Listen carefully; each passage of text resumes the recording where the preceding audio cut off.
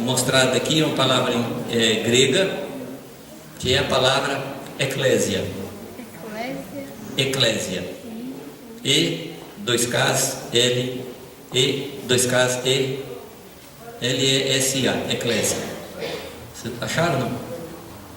Então escreve de novo. Só para vocês notarem, para vocês perceberem.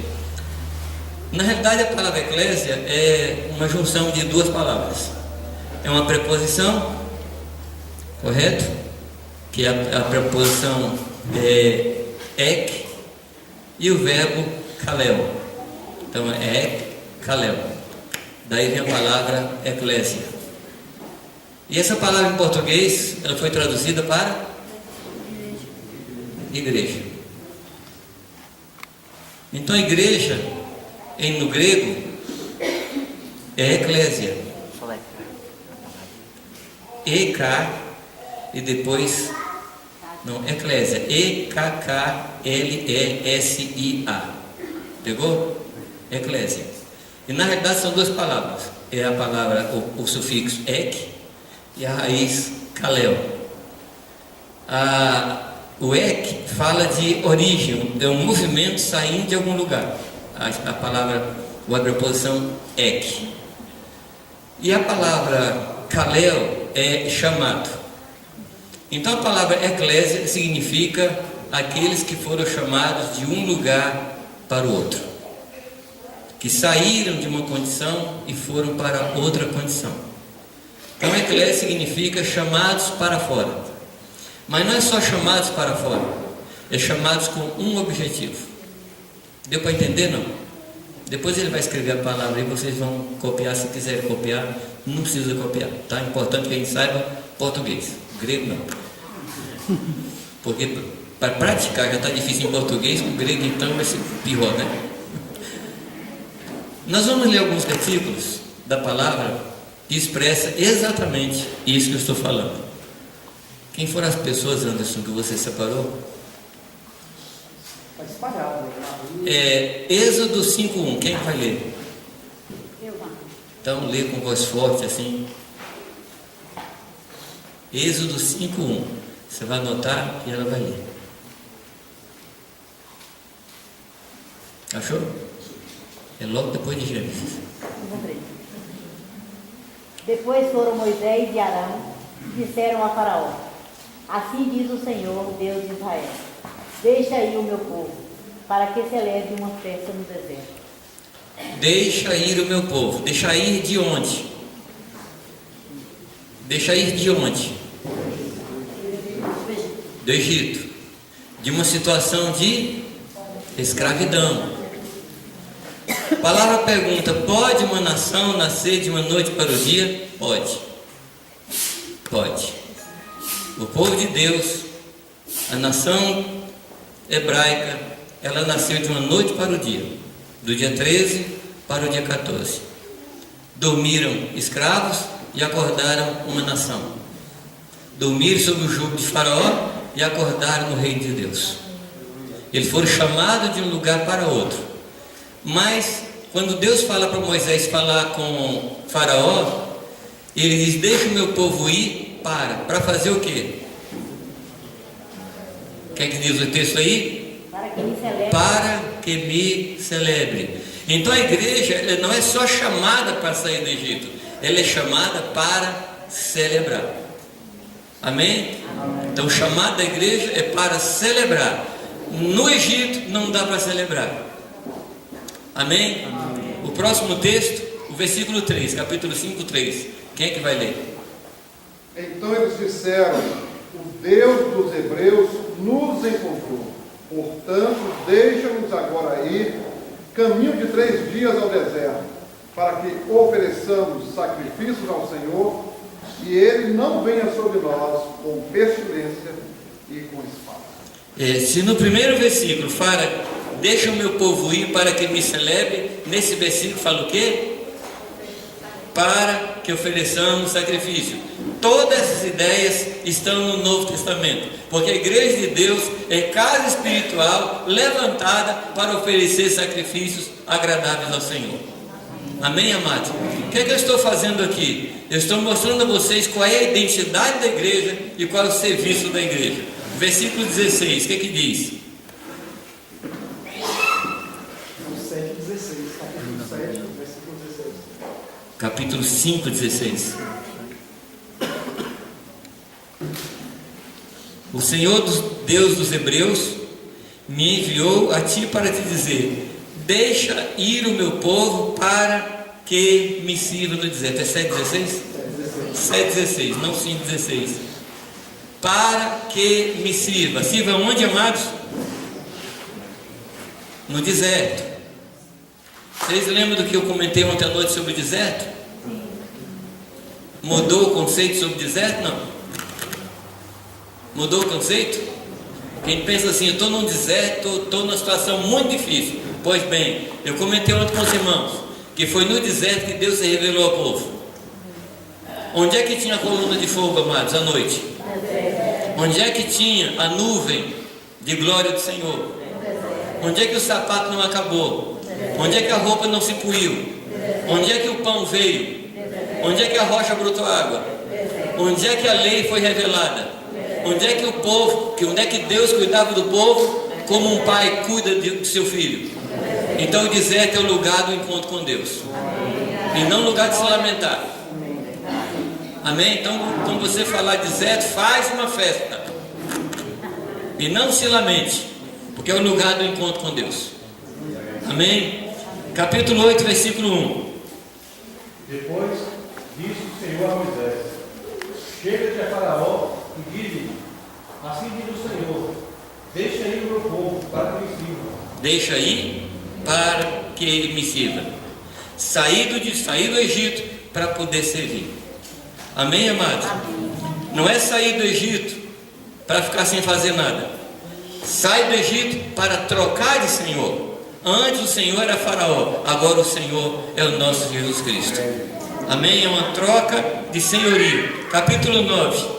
Aliás, capítulo 8, versículo 20. Disse o Senhor a Moisés: levanta-te pela manhã cedo e apressa-te a Faraó.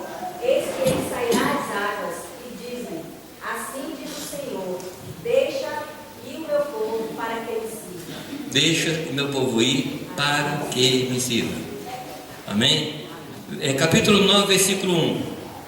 Então disse o Senhor a Moisés: vai ter com Faraó e diz-lhe: assim diz o Senhor, o Deus dos Hebreus, deixa aí o meu povo, para que me sirva. Agora o versículo 13. Disse o Senhor a Moisés: levanta-te pela manhã cedo, apresenta-te a Faraó e diz-lhe: assim diz o Senhor, Deus dos Hebreus, deixa aí o meu povo, para que me sirva. Agora o 10:3. Foram, pois, Moisés e Arão a Faraó e disseram: assim diz o Senhor, o Deus dos Hebreus, até quando recusarás humilhar-te diante de mim? Deixa aí o meu povo para que me sirva. Amém. Qual é o seu chamado? Por que Deus tirou você do inferno? Por que Deus tirou você da mão de Faraó? E você está servindo a Deus? É o seu chamado. Esse é o seu chamado. Se você está dizendo assim: Deus, revela o meu chamado, essa noite eu estou te falando qual é o seu chamado. Amém? Deus lhe chamou para que você o sirva. Onde você estiver, Deus quer que você o sirva. Amém, amados? Eu gostaria de falar nessa noite sobre 3 palavras. A primeira palavra, isso, está aí, ó. Eclésia, kaleo, tá? Aqui tem o prefixo ek e o verbo kaleo, que é o verbo chamar ou vocacionar. Tá bem? Escreveu aí? Fotografou? Pronto. Eu quero falar sobre 3 palavras. A primeira palavra é servir. A segunda palavra é proclamar. E a terceira palavra é cuidar. Quero falar sobre esses 3 verbos com você. Com esses textos que nós lemos, quase que a gente não precisa falar mais nada. Quase não precisamos falar mais nada, porque esse é o nosso chamado. Talvez a história de Pedro e sua sogra, quando Jesus chega na casa, expresse exatamente o que eu gostaria de falar. Jesus chega na casa de Pedro e aí encontra a sogra de Pedro, que se lembra? Doente, enferma. Jesus cura a mulher. O que a mulher faz? Ela levanta e vai servir. Amém? A mulher entra no ministério. A doença não deixava ela servir, mas ela é curada para servir. Amém, amados? Você foi salvo para servir. Amém? Por favor, deixe isso entrar no seu coração. Esse é o seu chamado, essa é a sua vocação, esse é o seu destino, esse é o seu ministério. Aliás, a palavra ministério e serviço é a mesma palavra. Aliás, a palavra ministério, serviço, escravo tem o mesmo sentido. Então nós somos libertos do jugo de Satanás para servir ao Senhor. Eu gosto de perguntar aos irmãos, quando a gente estava no império das trevas, quem é que mandava? Satanás. Ou coisa ruim, né? Lá ele mandava. Aí você saiu do império das trevas e foi para o reino da luz, do reino de Jesus Cristo. Quem é que manda? Onde é que você manda? Isso. Estamos conversados? É porque tem crentes que creem em purgatório. Porque sai do inferno, onde Satanás mandava, e vai para um lugar onde ele quer mandar. Mas purgatório não existe. Ou você está embaixo do jugo de Satanás, ou você está embaixo do jugo de Jesus. Não tem meio termo. Antes Satanás mandava, agora Jesus manda. Amém, amém, amados? Está claro? E por que muitas vezes eu vejo o crente falar assim, mas eu também tenho direito? Escravo tem direito? Meu direito é de não ter direito algum. Quando eu trabalhava com pessoal da aeronáutica, ele me dizia que o estatuto do cadete da aeronáutica tinha 2 artigos. Primeiro artigo, o cadete não tem nenhum direito. Segundo artigo, revogam-se todas as disposições em contrário. Só em 2 artigos. E esse é o estatuto do cristão. Nós não temos direitos. Quando a gente pensa que tem direito, a gente começa a reivindicar. Aliás, eu tenho uma... Como é que eu diria? Eu vou falar igual a baiano falou. Eu tenho uma gastura. Quando eu escuto umas pregações assim, tem que reivindicar de Deus. Reivindicar, a gente só reivindica alguma coisa que foi tomada da gente. Mas o que a gente tem que foi tomado da gente? E o que a gente tem que Deus não nos deu? Então o crente não tem que reivindicar nada, porque nós não merecemos nada. O que nós temos veio de graça. Amém, amados? Esse negócio de direito, misericórdia. Eu tenho ouvido umas pregações assim, que você tem que chegar de Deus e reivindicar. Que é isso? Sai dessa. Chega lá no governador, lá, chega no comandante da polícia militar, e quem chega diante dele faz isso para você ver. Se você não vai ser trancafiado logo. E fazer isso com Deus? De jeito nenhum. Nós não temos direito. O nosso direito, se por acaso nós o tivemos algum dia, foi cravado na cruz. Porque escravo não tem direito. Escravo não tem direito. O escravo tem o dever de servir ao Senhor. Porque nós não somos de nós mesmos. Nós somos propriedades exclusivas do Senhor. Eu tenho dito a pessoas que falam muito de justiça. Eu digo assim, o ato de justiça mais profundo que você pode fazer é devolver-se ao Senhor. Porque Deus fez você, Deus comprou você, e você não tem direito sobre sua própria vida. Então nós temos que nos entregar ao Senhor para fazer somente a vontade dele. Amém, amados? É só isso que nós temos que fazer. Qual é o padrão? A vida de Jesus Cristo, que sendo Deus, sendo o Senhor sobre todas as coisas, veio até nós, assumiu uma forma de homem.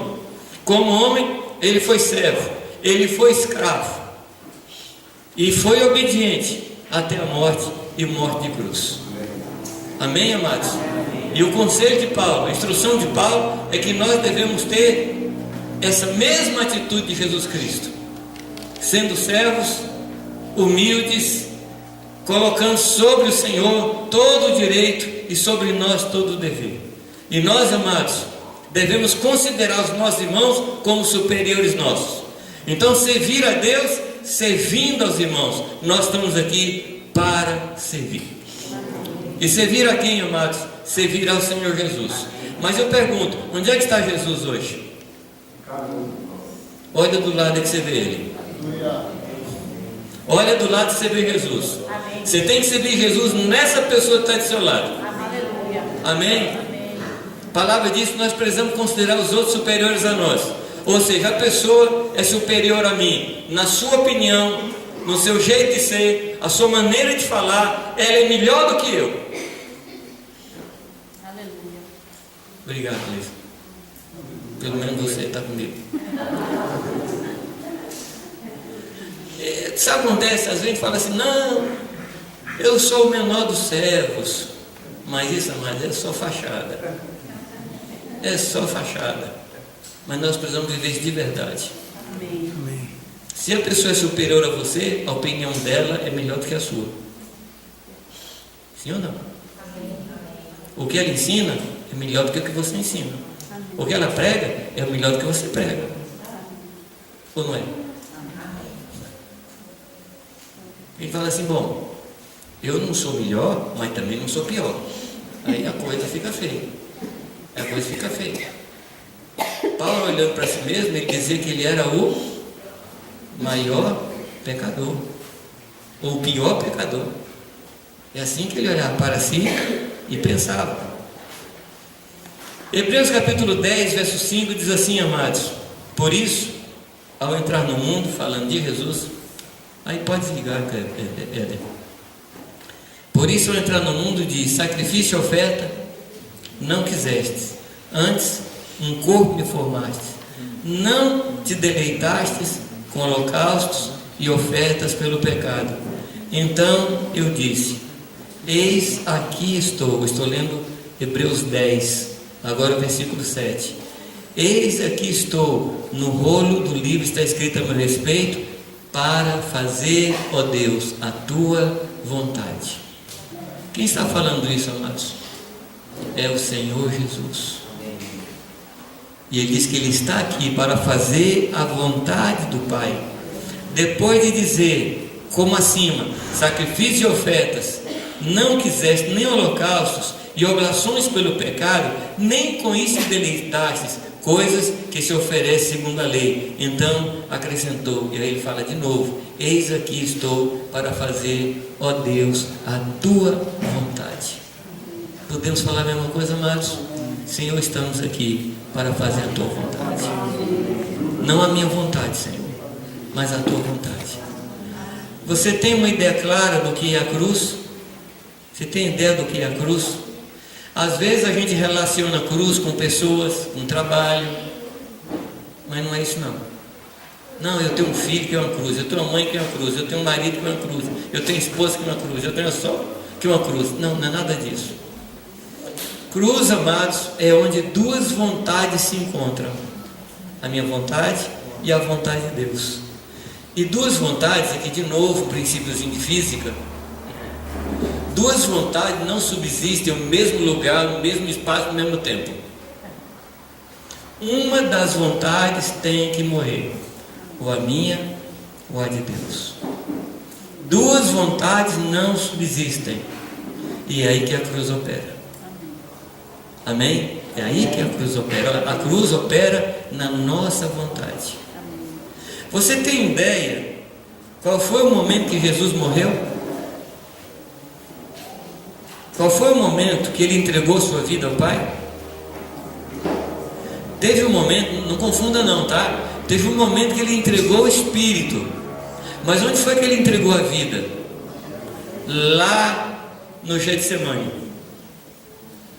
E ele falou, se for possível, passe de mim esse cálice. Contudo, não seja feita a minha vontade, mas a tua vontade. Ele morreu ali no Getsemane. E eu estava lendo um livro de um médico legista, que fez uma análise, examinou, fez uma pesquisa sobre o que o corpo humano sofre numa condição daquela que Jesus passou. Ele analisa todos os relatos bíblicos e você se lembra que diz que ele suava gotas como de sangue, o texto diz, como de sangue. Ele diz que naquela hora todos os vasos do corpo de Jesus explodiram porque a pressão subiu muito. Ele sofreu uma síncope, ou seja, Jesus fisicamente ele morre ali, mas como ele era Deus, dono e autor da vida, ele não deixa o seu corpo sucumbir ali, ele leva o seu corpo até a cruz, mas ele morre no Getsemane, e ele entrega o seu espírito na cruz. Mas também a palavra diz, amados, que por amor de vós eu sou entregue à morte todo dia, ou o dia todo. Amém, amados? O que é cruz? É quando duas vontades se chocam, a minha e a do Senhor. E eu pergunto a vocês, quando é que ocorre isso na minha vida? Quando é que ocorre isso na minha vida? Quando é que ocorre isso na sua vida? Praticamente todo dia. Praticamente todo dia. E é todo dia que nós temos que nos crucificar. E é todo dia que nós temos que crucificar a nossa vontade. Amém, amados? Por amor do Senhor, nós somos entregues à morte todo dia e o dia todo, porque todo dia nós tomamos uma decisão de a vontade do Senhor se cumprir e não a minha vontade. Amém, amados? Há um cântico muito antigo, eu gosto muito dele, não sei se vocês conhecem, Rude Cruz se dirigiu. Sim, eu amo a mensagem da cruz. Lembra desse cântico? Maravilhoso, maravilhoso. Mas só pode cantar esse cântico que fala do amor à cruz quem passou por ela. Porque quando você passa pela cruz e você olha o resultado disso na sua vida, você diz bendita cruz. Você vai dizer como Paulo, eu me glorio na cruz. Mas só pode falar isso quem teve uma libertação a partir da cruz. A cruz nos liberta, amados. A cruz nos liberta. A cruz abre um portal diante de nós para o Senhor. A cruz nos liberta da nossa vontade e nos faz viver plenamente a vontade do Senhor. Bendita a cruz de Jesus Cristo. Quando a gente olha para a cruz do lado de cá, a gente fica aterrorizado. Mas quando a gente passa a cruz, a gente começa a louvar a Deus pela cruz. Amém, amados? E não tem jeito de experimentar a plenitude de Cristo sem passar pela cruz de Cristo. Não tem jeito de experimentar o poder da cruz de Cristo, o poder da ressurreição. Não tem jeito de experimentar sem experimentar a cruz diariamente. Diariamente. Por isso eu falo, amados, que nós precisamos tomar a nossa cruz quantas vezes por semana? Desde de manhã. Quando você levanta da cama quentinha, aí você já pega a cruz naquela hora, porque você sacrifica alguma coisa. Você sacrifica o seu descanso, você sacrifica a sua vontade. Eu conheci uma senhora chamada Lídia, ela é de Campina Grande, que ela fazia um exercício com o corpo dela muito interessante. Ela dava ordem ao corpo dela. Diz que de manhã cedo, de madrugada, ela falava assim: corpo, levanta que hoje você vai jejuar. Hoje você vai jejuar. E ela dava ordem para o corpo. E não reclama não que você vai passar o dia inteiro em oração hoje. Ela dava ordem, parecia um negócio de esquizofrenia. Mas Davi tinha isso também: fiz calar e sossegar minha alma, aquieta-te dentro de mim. E nós temos, amados, que falar a nossa alma, levar a nossa alma para a cruz. O que vai para a cruz não é o nosso corpo, é a nossa alma, porque ali é a sede da nossa vontade. E nós estamos aqui, amados, com um objetivo só: servir ao nosso Deus. Amém. Você quer saber como foi que Jesus fez? Em primeiro lugar, ele se tornou homem. Correto? Ele se tornou homem. Eu acho que num dos livros de Mitian, ele fala da diferença que tem entre uma pessoa, ela se tornar um outro animal. Nós somos animais, né? Ele se tornar um outro animal. Por exemplo, você já pensou se você acordasse amanhã cedo, barata? O que você acha? Minhoca? Fala um bicho bem nojento aí, vai.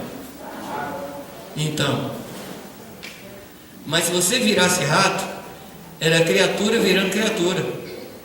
Se você virasse uma barata, era criatura virando criatura. Mas Deus virando homem, amados, é muito diferente. Porque é o Criador virando criatura. Não tem nem comparação. E teve um dia que Jesus, olhando para si, ele não se viu mais como Deus pleno, ele se viu como um homem finito, limitado, sujeito a pessoas. Ele submeteu a sua vontade à vontade do Pai. Amém, amados?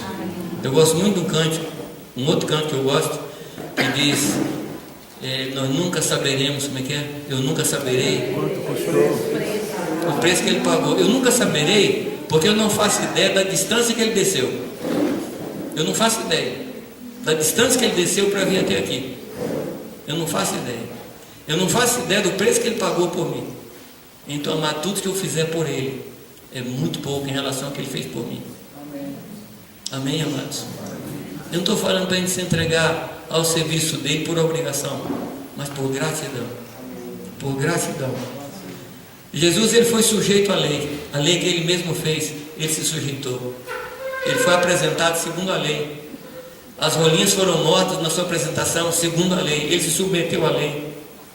Outra coisa, ele foi sujeito a seus pais. Um casal de jovens inexperientes. Ele podia ter nascido numa casa de pessoas mais velhas, cheias de experiência. Não, ele se sujeitou a um casal sem nenhuma experiência. Ele se sujeitou a estar embaixo de erros que os pais poderiam cometer, como todos nós cometemos quando nossos filhos nasceram.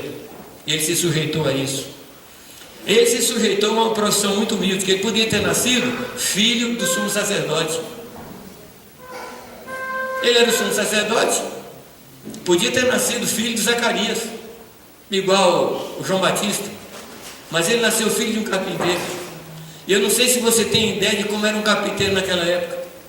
Ele pegava suas ferramentas, colocava numa bolsinha e saía batendo de porta em porta procurando serviço. O nosso Deus, o Criador de todas as coisas, se submetendo a um trabalho desse, um dos mais humildes trabalhos daquela época. Raciocina comigo, amados, até onde o Senhor Jesus chegou. E aquele Cury, como é o nome dele?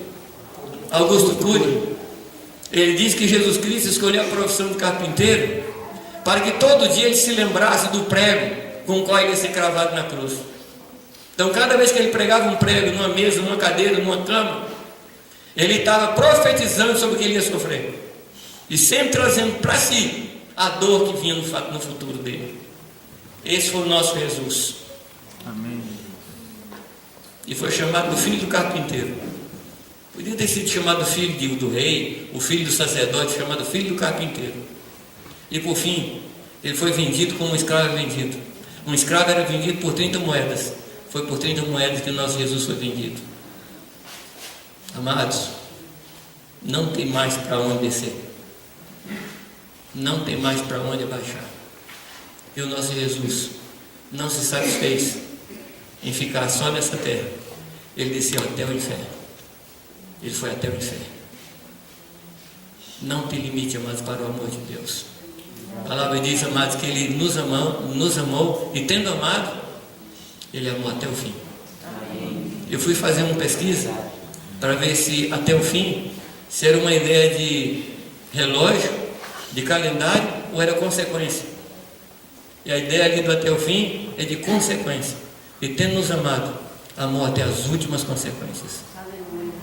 Eu fico pensando, queridos, na paciência, no carinho, no amor de Jesus Cristo, convivendo com um homem que iria traí-lo dali a 3 anos e meio.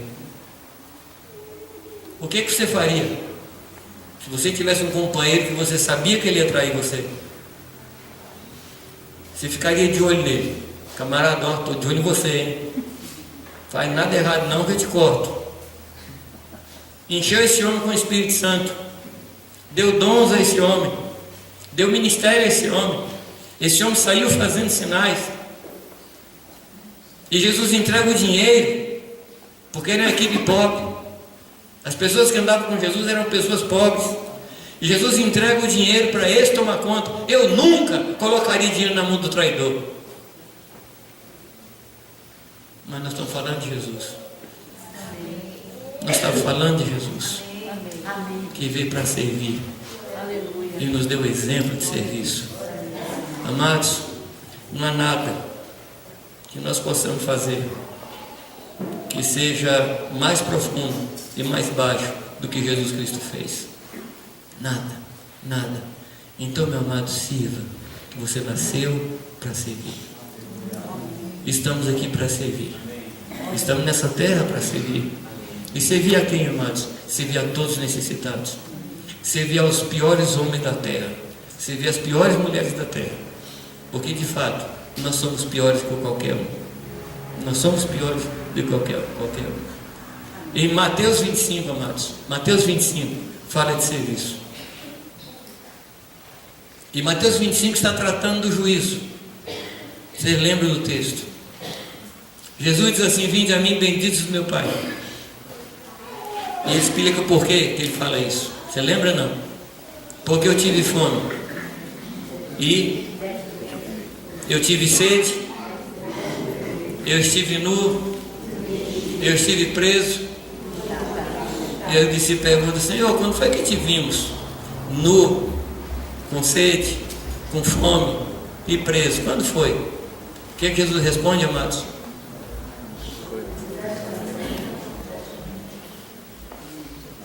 Eu não ouvi. Todas as vezes que fizestes isso, a quem? A um dos meus pequeninos irmãos, a mim me fizestes. Eu quero perguntar a você: onde é que estão os pequeninos irmãos de Jesus? Olha do lado aí. Do seu lado tem muitos pequeninos irmãos de Jesus. Você tem que servir a esses. Você tem que cuidar desses. Você tem que proteger a esses. Porque é impossível servir a Deus sem servir aos filhos de Deus. É impossível. Se nós não servirmos aos que vemos, como serviremos a quem não vemos? Amém, amados? Amém. Mas vai ter um pessoal que ele vai falar: apartai-vos de mim. Quem são esses para quem ele vai falar: apartai-vos de mim? São aqueles que não serviram aos pequenos irmãos de Jesus. Meu irmão, não se negue ao serviço dos irmãos. E quando a você for pedida alguma coisa, for ordenada alguma coisa, você não vai dizer assim: você está pensando que eu sou escravo? A pessoa vai falar para você: eu estou pensando, você é. Gente, como a gente gosta de declamar poesia na oração. Meu Deus, eu sou teu servo, eu vou fazer tudo, mas na hora do vamos ver. É impressionante, amados. É impressionante como nós temos um discurso fora da nossa realidade. É impressionante como a gente não gosta de servir. É porque a gente veio do inferno, amados. E a natureza do inferno não permite que nós sirvamos. Mas nós já temos em nós a natureza divina que combate a natureza caída. Já temos em nós. E nós não precisamos conviver, nós não precisamos deixar essa natureza pecaminosa nos dominar, porque nós já temos libertação dela. A palavra diz, amados, que aqueles que estão em Cristo, o pecado já não tem domínio sobre eles. E qual o pecado? Falta de humildade, falta de desejo de servir. Eu gosto de lembrar os irmãos como a gente muitas vezes é incoerente. No meio do povo, nas reuniões, alguém pede água para a gente, o que a gente fala para a pessoa? Com gelo ou sem gelo? E lá em casa, como é que é? Fulano, pode trazer água para mim? Você não tem mão, você não tem pé, não vai buscar, seu folgado. Eu não sei se acontece na sua casa, mas eu não sei, mas se existe um lugar onde nós mais aprendemos a vida de Cristo e a servir mais do que na nossa casa. É ali, amados, que nós precisamos ser servos. Sabe, amados, um homem cheio do Espírito Santo, uma mulher cheia do Espírito Santo, nunca vai falar primeiro eu. Vai falar para trabalhar. Primeiro eu vou varrer. Primeiro eu vou lavar os pratos. Primeiro eu vou arrumar a cama. Primeiro eu vou levar o lixo lá fora. Primeiro eu. Mas nunca primeiro eu para levar alguma vantagem. Amado, nós estamos falando de vida de Cristo. Nós estamos falando de vida de Cristo. Não foi sem motivo que quando os discípulos de João chegaram para Jesus e falaram assim: onde é que o senhor mora? Jesus falou o quê? Venha e veja. Vem ver o que, amado? Como ele vivia dentro da sua casa. Como é que era a casa dele? Como é que era o comportamento dele com seus irmãos? Eu não consigo imaginar Maria dando morde para Jesus e Jesus falando, já vou, e fica meia hora sem obedecer. Não imagino isso. Você consegue imaginar? Não? Os irmãos de Jesus, que ele era o mais velho, né? Aprontando com ele, ele falou assim: eu não sou mais irmão de vocês. Não consigo imaginar Jesus fazendo isso. Mas eu consigo ver um Jesus servindo a seus irmãos dentro de casa, se preparando para o ministério. Ele se prepara há 30 anos para servir 3. 30 anos para se preparar, dentro de casa. Tem muito jovem, tem muita jovem que quer ter ministério. Mas eu quero dizer a você que o ministério já está em você. Você tem que começar dentro de casa. Amém. Levantou de manhã, arruma a cama. Glória a Deus. Amém. Palavra de Deus, não? Amém. Você está achando que isso não é espiritual? Eu posso provar a você que é espiritual. Qual foi o dia mais glorioso da face da terra até hoje? Qual foi o dia mais fantástico da história da humanidade até hoje? Qual foi o dia mais espetacular que já existiu até hoje?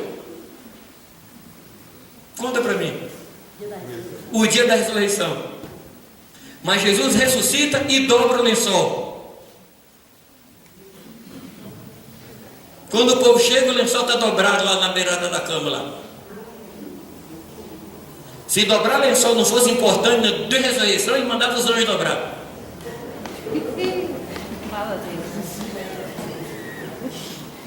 É que a gente acha que tem coisas espirituais e coisas profanas. E como nós somos sacerdotes do Senhor, nós nos ocupamos só com coisas espirituais. Mas nós somos servos. Nós somos servos. E nós vamos cuidar dos pequeninos irmãos de Jesus, que inclui meus irmãos naturais, minha mãe, meu pai, as pessoas dentro da minha casa. Você está falando amém para eu parar? Ou amém concordando?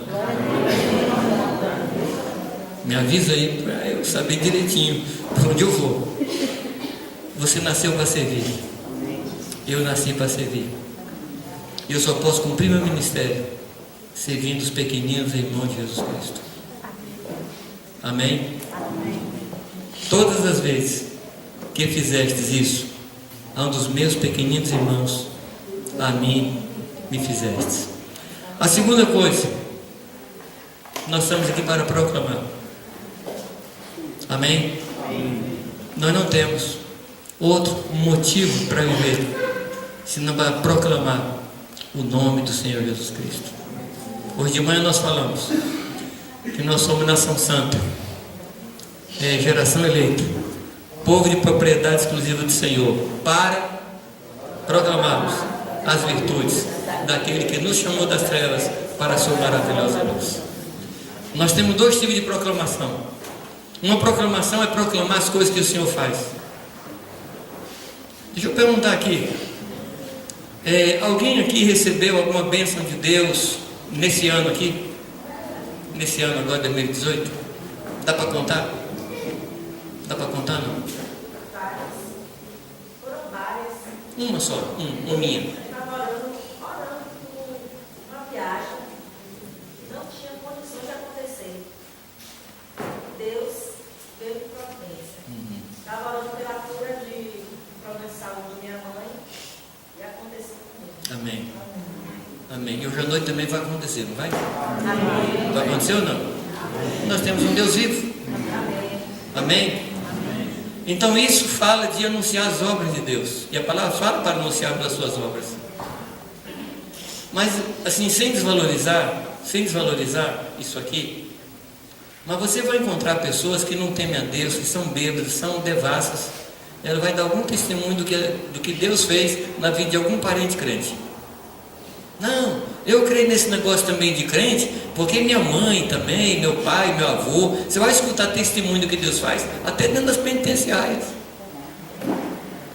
Nós temos que falar do que Deus faz, mas aqui nós temos um nível maior, é falar do que Deus é. Falar das virtudes do Senhor. Para falar do que Deus faz, qualquer um pode falar, mas para falar das virtudes, nós temos que conviver com Ele, porque virtude fala do caráter dele, fala de características do Senhor.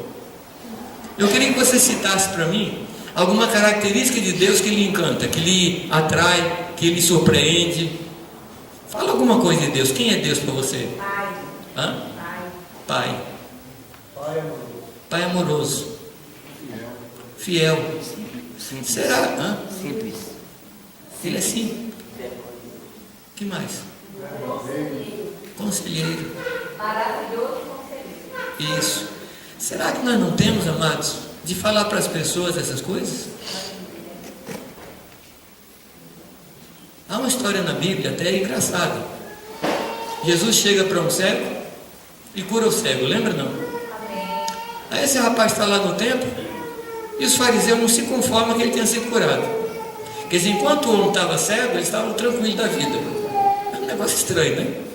Enquanto ele estava cego, ninguém mexia com a vida dele. O homem viu e falou: não está certo esse negócio não. Aí chama o cego, faz uma CPI. Escuta, o que aconteceu com você? Porque ainda a medicina não cura cego. Eu não falaram isso não, tá? É minha abordagem moderna da história. Quem fez isso com você? Ué, foi um tal de Jesus. Foi um tal de Jesus. Não, mas você era cego mesmo desde nascença? Não, eu era cego desde nascença. Mas como é que a gente pode comprovar? Vamos chamar os pais. Aí traz os pais. O que aconteceu com ele? Ele era cego mesmo? Os pais falam assim: ele era cego. E o que aconteceu? Os pais medrosos falam assim: ó, ele já tem idade, pergunta para ele, ou seja, não me mete nesse negócio não. Aí insiste com ele: o que aconteceu com você? Foi: eu já falei. Foi um tal de Jesus que me curou. Aí eles falam assim: mas nós sabemos que pecador não faz isso. Eu vou: olha, ser pecador, eu não sei. Agora uma coisa eu sei. Eu era cego. E agora eu vejo. E continuam perguntando para ele. Aí ele parece que perde as estribeiras, né? E fala: vocês estão me perguntando porque vocês querem ser discípulo dele? Aí eles ficam chateados e falam: o discípulo dele é você. Que coisa terrível, não? Que coisa terrível. Será que você não pode contar para as pessoas as coisas que Deus fez na sua vida? O que Deus fez na sua vida, amados, é para que outros se convertam. Não tem outro motivo. Não tem um ressuscitado no tempo de Jesus que está vivo até hoje. Conhece não? Quem foi ressuscitado por Jesus morreu depois. Aquele cego que foi curado também morreu. Não está enxergando nada mais hoje. Mas por que ele foi curado? Para que o Senhor fosse glorificado. A cura não pode ficar em nós. A cura é um sinal de que Jesus Cristo é Deus. Você não pode ficar calado. É para isso, amado, que nós estamos na face da terra, para proclamar o nome do Senhor. Eu entendo mais que é uma questão de justiça. Raciocina comigo. Vai ter um dia que você vai chegar diante de Deus e você vai ver aquela porta maravilhosa aberta diante de você. Aí você olha para um lado, parece que é a esquerda, né? Você vê lá um treva medonha lá na esquerda. E tudo quanto é pessoa indo para lá. E você olha lá no meio, você vê aquela moça que lhe atendeu na padaria, você vê aquele rapaz que lhe atendeu no posto. Você acha que é justo? Você acha que é justo isso? Pensa comigo. Você esteve com essa pessoa, você passou por ela, e agora eternamente essa pessoa vai se afastar de Deus porque alguém não falou com ela. Meu pai na fé contou para mim uma vez Ele trabalhava com os índios Kraós e teve um dia que o índio recebeu Jesus, veio a revelação sobre ele, ele se entregou a Jesus e perguntou para o Arthur: tem quanto tempo que você sabia disso? O Arthur falou assim: tem muito tempo. Seus pais sabiam disso? Sabiam. Seus avós sabiam? Sabiam. E por que eles não vieram aqui contar para meus pais e para meus avós? Vai responder o quê? Amados, pregar o Evangelho é uma questão de justiça. O que vocês acham? Eu preciso pregar. Não tem outra razão de eu estar aqui. Fala de Jesus, meu irmão. Fala de Jesus. Amém? Amém? E por favor, não fala assim: eu não falo porque eu não tenho ministério evangelístico. A questão não é ministério, a questão é compaixão. Eu não sou evangelista. Eu não sou. Eu não sou evangelista. Eu sou mineiro. Significa que o mineiro deixa contar para ver como é que fica. Sou mineiro. Sou tímido. Sou tímido. Eu aprendi a controlar minha timidez, mas sou tímido. Mas eu chego num lugar, amados, eu procuro saber o nome da pessoa e dou um jeito de falar de Jesus. Porque eu não posso deixar alguém ir para o inferno. Eu não posso. Porque é injustiça. Você está convencido disso? Não? Pensa nisso, por favor. Pensa nisso. Eu tenho tido experiências muito boas quando eu me importo com as pessoas. Um dia Jesus estava falando de quem é meu próximo. Lembra da história? Não? Aí Jesus contou uma história, uma parábola. Nas nossas versões em português, o título é Parábola do Bom Samaritano. Eu me recuso a falar a parábola do Bom Samaritano. Eu digo que é Parábola do Samaritano normal. O texto lá diz, amados, que 3 pessoas passavam pelo caminho: um sacerdote, um levita e o samaritano. E passam perto de um homem que foi assaltado, foi furtado. A palavra diz que o sacerdote passa, e o texto da Bíblia diz que ele passa ao largo. Ele passa ao largo. Passa um levita e passa ao largo. Veio o samaritano, e aqui eu fico pensando como Jesus era assim, tinha um humor muito interessante. Quem era o samaritano para o judeu? Era igual cachorro. Igual cachorro. O samaritano era uma pessoa desprezível. Então, nessa parábola, eu acho que Jesus, se ele fosse politicamente correto, ele podia ter falado assim: um romano, um grego, um inglês, mas samaritano. Eu percebo que Jesus não gostava de deixar o fariseu quieto. Publicano não, publicano ele amava, comia com eles, mas o fariseu ele mexia mesmo com eles. Eu podia ter falado um romano, né? Desceu um sacerdote, um levita e um romano. Mas fala de samaritano, que é para mexer realmente com o fariseu. E o que é que o samaritano faz, amados? A palavra diz que ele chega perto. Ele chega perto. Enquanto os outros se afastaram, ele chegou perto. Eu vou voltar nessa história um pouco mais tarde.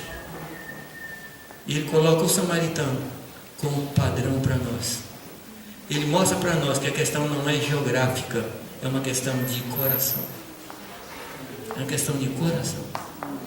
E o Senhor quer que nós nos envolvamos com as pessoas de coração. Amém? Amém? Isso é o que Deus quer. Nós precisamos proclamar. Por favor, não usa uma outra desculpa, dizendo assim: não, eu não prego, mas eu tenho uma vida que as pessoas olham e eu tenho um bom testemunho. Meu amado, isso é muito bom, mas como é que a pessoa vai crer se não há quem pregue? Como é que a pessoa vai crer se não há quem pregue? Como é que ouvirão se não há quem pregue? Então eu tenho que pregar. Ah, mas eu dou um bom testemunho. Claro, o bom testemunho é o púlpito no qual você sobe para pregar a palavra. Porque se você não tiver um bom testemunho, as pessoas não vão escutar vocês. Então você precisa ter um bom testemunho mesmo. Amém? Amém. Mas proclame. Fale de Jesus Cristo. Fale de Jesus. Há tempo e há fora de tempo. Pede a Deus oportunidade para falar. E se não tiver oportunidade, cria oportunidade. Quantas vezes eu chego num lugar, a primeira coisa que eu faço é procurar saber o nome da pessoa. Quando você procura saber o nome da pessoa, a barreira que havia, ela cai e a distância se encurta. Chega num restaurante, pergunta o nome da pessoa. E eu tenho tido experiências nisso, de perguntar o nome da pessoa, aí tratar a pessoa pelo nome, e isso dignifica a pessoa. Amém? Chamar pelo nome o frentista de um posto, pessoa que serve na padaria, onde for, e conversar com a pessoa, tratá-la com dignidade. Amém? E fale de Jesus. Você conhece Jesus Cristo? Você sabe que Jesus morreu por você? Você sabe que Jesus ressuscitou para trazer vida para você? Coisa simples. E deixe o Senhor fazendo a sua obra. Tem uma história da qual eu participei que me marcou muito, que para mim foi uma situação assim que me ensinou muito. Eu cheguei num restaurante, eu já contei isso a vocês. Cheguei num restaurante, parei meu carro e estava lá um senhor guardando os carros. Eu perguntei, como é seu nome? Ele falou, João Batista. Bola picando com gol aberto. O homem pediu para pregar, para ouvir o evangelho, né? João Batista. Eu falei para ele, você sabe que tem um xará seu muito famoso? Ele falou, é o João Batista Figueiredo. Eu falei, não, mais importante do que esse. Foi um que disse assim, eis o Cordeiro de Deus que tira todo o pecado do mundo. Ele falou, eu acho que eu sei quem é, eu já ouvi falar dele. Eu falei, então, o Cordeiro de Deus já tirou todos os teus pecados? Ele falou, já, eu não tenho mais nenhum. Eu falei, então faz favor, ora aqui por mim, porque eu estou numa situação muito ruim. E parei ali, entrei no restaurante. Quando eu voltei, ele me chamou. Falou, meu senhor, vem cá. Eu estava pensando aqui, eu estou cheio de pecado. Enquanto eu estava lá dentro, o Espírito Santo estava trabalhando nele, amados. Mas nós temos que falar. Nós temos que falar. Uma palavra. Eu fui com minha filha no mercado. Estava o guardinha lá na porta do mercado. E aquele breu no céu. Ia descer uma chuva muito grande. E chuva é um bom assunto para começar qualquer conversa, né? Ou a falta de chuva, ou muita chuva, né? Você começa qualquer conversa, né? Parece que vai chover, vai. Ele falou, vai chover sim. Então, até que hora você fica aí? Ele falou, não, eu tenho que dobrar. Por que você tem que dobrar? Você está aqui desde de manhã. Aí ele falou, eu tenho que dobrar porque a minha filha arranjou um trabalho e ela não traz um tostão para casa e nós estamos com muito problema em casa. E foi abrindo a vida. Eu falei, meu Deus do céu. Eu estava entrando no shopping em Manaus com ele ali, estava um guardinha na porta. E eu perguntei para ele, como é que está o senhor? E quando você perguntar, pergunta e para ouvir. Porque ele fala, tudo bem, mas não para ouvir. Quando alguém perguntar a você, está tudo bem com você? Pergunta, você tem tempo para me ouvir? Mas eu perguntei para esse homem, olhando nos olhos dele, tudo bem com você? Ele falou, não, estou com uma dor de cabeça terrível aqui. Eu dei atenção para ele. Ele trabalhando com dor de cabeça o tempo todo, aquele barulho de shopping. Eu falei, vou orar por você. Pus a mão na cabeça dele, entrando no shopping, a pessoa passando para cá e para lá, estou nem aí. Eu não sei, eu não tenho notícia dele. Eu não sei se ele se converteu, mas uma semente ficou ali. Uma semente ficou ali. Você tem que proclamar. Amém? Você tem que proclamar. Diz assim, Senhor, estou aqui para proclamar e eu vou proclamar. Tá? Eu posso te dar umas ideias de como iniciar uma conversa. Dia frio. Pergunta para a pessoa, está bem frio hoje, né? Ele fala, está muito frio. Ele fala, mais frio é o coração sem Deus. Se ela fala, não, está bem quente, fala, mais quente é o inferno. Aí você vai por aí. deu umas dicas aí para te ajudar a iniciar uma conversa assim boa, tá bom?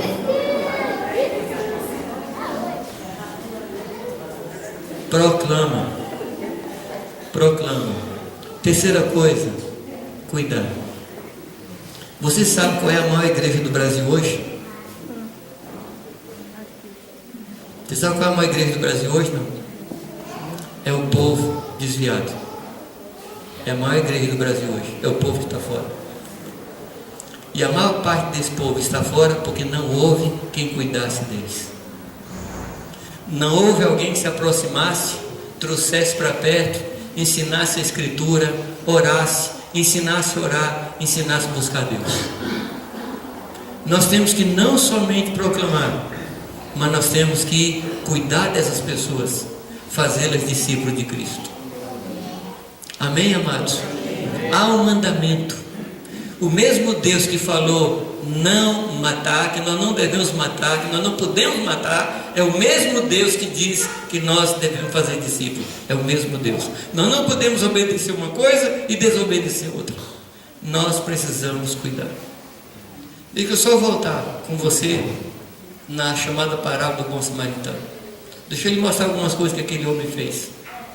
Primeiro, ele se aproximou. Eu tenho que vencer distâncias. Eu tenho que vencer a distância da timidez. Eu tenho que vencer a barreira da cultura. Eu tenho que vencer a barreira do tempo. No sentido, eu não tenho tempo para pregar. Você tem tempo sim. Tinha um rapaz que era meu companheiro de trabalho. Eu trabalhava numa empresa e trabalhava com números. E naquele tempo a gente não trabalhava com computador, era tudo na mão. E se errasse um número, nós errávamos toda uma sequência. O meu departamento era o departamento de importação e exportação da Mercedes-Benz, a fábrica. E se errasse um número, nós errávamos a peça e errávamos tudo. Então não tinha tempo para nada. Nosso almoço era 45 minutos. E o nosso restaurante ficava do outro lado da fábrica. Tinha que pegar um ônibus para ir lá e voltar. Então eu corria de ônibus, engolia a comida e voltava a trabalhar. Mas tinha um rapaz do meu lado que eu estava pregando para ele. Aliás, que eu estava orando por ele. E não tinha chance. Ele estava se preparando para o vestibular. Então, minutinhos que ele tinha ali na bancada, ele abriu o livro para estudar. Eu falei, Deus, me dá a oportunidade para falar com esse moço. Eu entrego agora ao Senhor a minha vida. Me usa agora. Quando eu terminei de orar, ele fechou o caderno e falou, Jamir, me fala daquele folheto que você me deu ontem. Deus cria a oportunidade. E você tem que vencer essas barreiras. Amém? Ele se aproxima do homem, o samaritano. Ele vê as suas feridas. Ele se importa com as feridas. Ele pega azeite e pega vinho, que falam do Espírito Santo, e traz sobre as feridas daquele homem. Ele pega aquele homem e se envolve com ele de tal maneira que põe sobre o seu animal. Ou seja, ele põe todos os recursos em favor daquela pessoa. E pega aquela pessoa, não deixa desamparada, leva para a hospedaria. Lembra disso? Não. Mete a mão no bolso. Ou seja, ele mexe com o órgão mais sensível do corpo humano, que é o bolso. Tem algum outro órgão mais sensível que o corpo, do corpo humano? Não. Às vezes a gente abre o coração, mas não abre o bolso. Ou seja, não abre o coração. Gosto também de outro cântico do profeta Asaf, que diz que é possível dar sem amar, mas é impossível amar sem dar. Conhece esse cântico, né? É possível dar sem amar, mas é impossível amar sem dar. E aquele homem mete a mão no bolso e compromete o seu dinheiro naquilo, o seu animal, o seu dinheiro. E aí ele fala com o dono da hospedaria. Ele fala, cuida dele, e eu vou voltar, e se você tiver algum gasto com ele, eu vou indenizar. Ou seja, ele se envolve e envolve o seu futuro naquele homem ali. Amém, amados? Então esse homem é uma lição para nós. Necessidade de um envolvimento completo com tudo o que temos para cuidar das pessoas. Você nasceu para cuidar de pessoas. Esse é o seu chamado: servir, proclamar e cuidar. Amém? Enquanto eu estou falando aqui, eu espero que Deus esteja colocando na sua mente, no seu coração, nomes de pessoas. Amém. Colocou ou não? Amém. Deixa Deus colocar. Amém. Deixa Deus falar com você. Uma das minhas primeiras experiências nessa área. Eu estava pregando o Evangelho no morro, numa favela em Belo Horizonte. Eu tinha um mês de convertido, ou menos até. Mas o nosso pastor lá era pastor que punha a gente no fogo.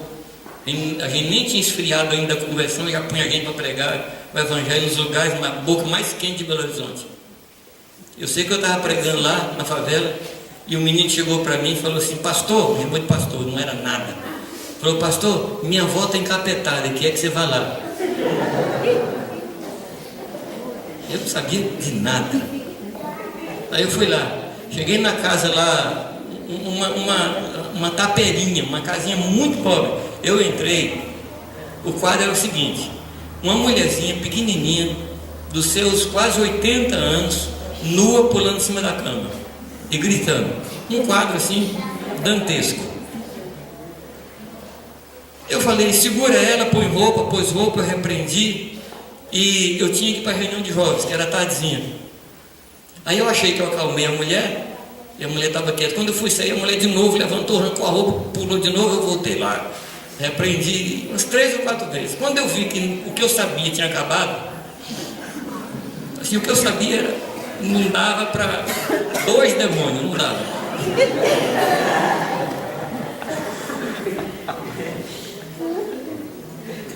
Peguei a mulher no colo, falei: põe roupa nela. Pôs a mulher no colo e disse a favela, e a molecada gritando atrás. Um espetáculo. Um espetáculo. Desci lá, cheguei no nosso salão, pôs a mulher no último banco. Aí fui lá chamar o pastor: pastor, tem uma mulher lá, vai lá, por favor. Ele falou: não, agora é hora de cultuar a Deus, não é hora de mexer com o demônio, não. Falei: como é que faz? Ele falou: vem aqui. Foi lá, falou para a mulher assim: fica quieta, em nome de Jesus. A mulher ficou quieta o culto inteiro. Aí terminou o culto, ele falou: vamos lá. E falou: está repreendida, em nome de Jesus, se liberta agora. A mulher levantou, liberta. Falei: Deus do céu, o que esse homem tem que eu não tenho? Dia seguinte eu estava trabalhando, e Deus falou comigo: vai lá visitar aquela mulher. Eu falei: Deus, eu estou trabalhando. Nem que eu vou sair do meu trabalho para ir visitar. O que eu falo com o chefe? Eu não sei como é que Deus faz com você, porque comigo ele fala uma vez só. Comigo Deus não discute, fala assim: vai lá por causa disso, meu servo, me convém, meu servinho. Ele não fala nada disso comigo. E eu fiquei lá: Deus, me dá uma desculpa, faz alguma coisa. Aí eu dei uma ideia para Deus. Aprendi nunca a dar ideias para o Senhor. Eu falei: Deus, me dá assim uma dor, alguma coisa assim. Eu tenho desculpa.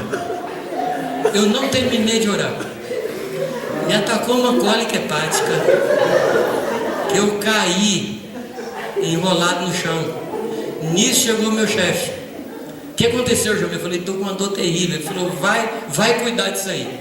Aí eu saí da empresa. Quando saí da empresa, acabou a dor. Aí fui procurar alguém para visitar a mulher comigo, e não achava. E no fim eu desisti de procurar alguém e fui lá. Bati na porta dela várias vezes, até que ela abriu, com os olhos vermelhos, chorando, e falou: estava me preparando para me matar. Até hoje me bate um temor, me bate um medo, se eu não tivesse obedecido a Deus. Como diz Irani, nós não fazemos ideia das consequências da nossa obediência, e nós não fazemos ideia das consequências da nossa desobediência. Obedece, proclama, fala, cuida, serve. Nesta noite, a gente vai ordenar um homem para servir, para proclamar e para cuidar. Amém. É isso que nós vamos fazer. Carlos.